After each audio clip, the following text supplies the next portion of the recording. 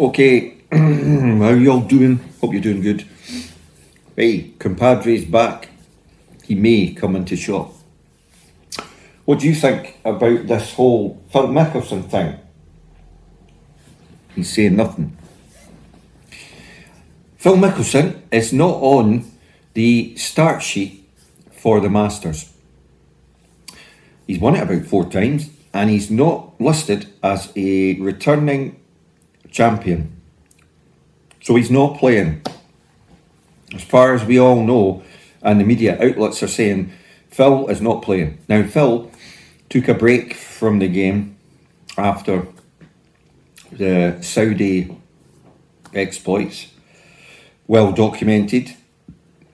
And as I've covered, the huge dilemma facing golf. And of all people, Greg Norman still won't let it lie. He's still going ahead with it.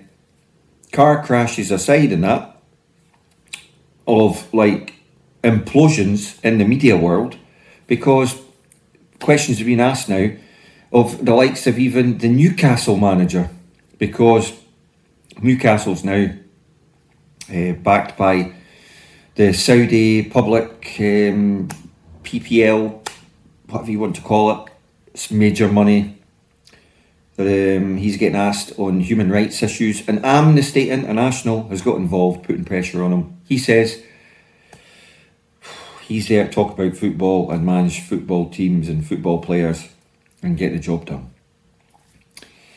Well, I don't know where we sit with all this, but for the golf industry, there's a crossroads coming. Think back to the darts. I know I harp on about the darts, but it's the classic, because this is what happened with darts. And they had a breakaway league, right? They had the darts league, they had 2 breakaway leagues. One Phil Taylor played in, and all the other greats, and that's like the Champions League, you know? I mean, you had to be like a member of it to play in it. And the breakaway league, they were all duffers. Well, that was how the public perceived it. Now, the pressure on the whole golf industry with Greg Norman driving this forward, basically a lot of people have come out and said it's maybe going to happen. Jim Flick has even said that he's heard rumours that DeChambeau's taking the 250 million and there's other players ready to go.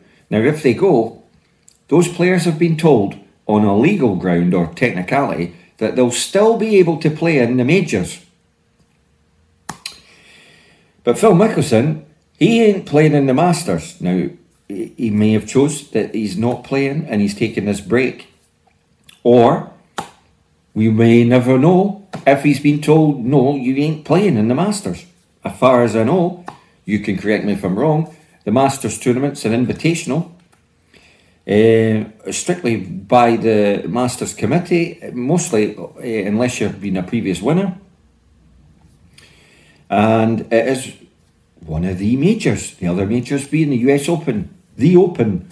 And of course, you know, what are the chances that these players take this Super League and jump?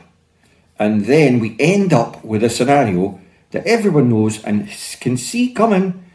That darts thing where you've got the PGA Tour and you've got the Saudi Tour.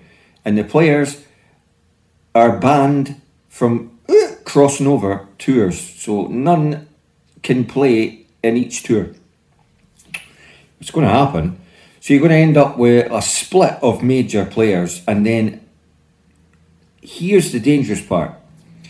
Although the players have been told, oh yeah, you'll still be able to play in the majors, the PGA and the R&A all have every influence possible on the US Open and the Open, right? 2 tournaments that even you can enter as an amateur if you're low enough and qualify for. So the argument there is that how can you possibly ban anyone from those tournaments? I can see it.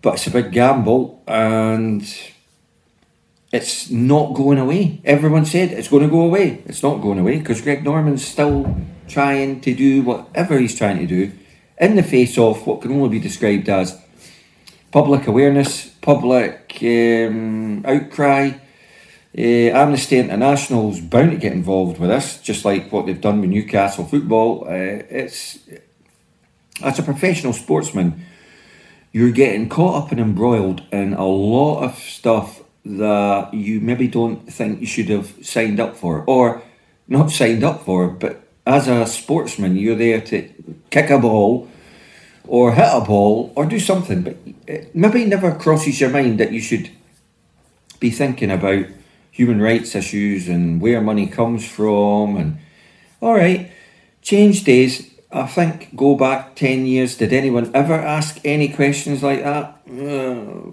Probably not. No, just took the money.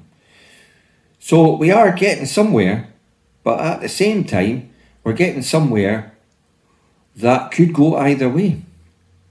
I think, like I said when I saw the Greg Norman thing, he's going ahead with it, I thought to myself, who in their right mind is going to play in that? Knowing that if they play in it and they don't have express permission before from the tours to do so, they could be banned for life. And, I don't know, maybe sanctioned from playing in the majors. Who knows? I mean, here's where it gets complicated. Because we've been brought up to believe that competition is good, and any form of competition is good for anything, as long as it's fair, honest and equal. So an opposing league bringing in complex issues with the current leagues, it should be just another dimension to the game. But it's so much more than that. It's something that, like I say, Amnesty International are highlighting, and it's something that so many people are highlighting. I just cannot see how Greg Norman can charge ahead and expect this to happen. I think how this will go is this. If he pushes forward with the Saudi League, or the one-off Saudi tournaments that are going to be like millions of pounds, the players that are going to play in them are from the Asian Tour, right? And I will put my money on it that the big names that play on the PGA Tour and our European Tour will not play in it.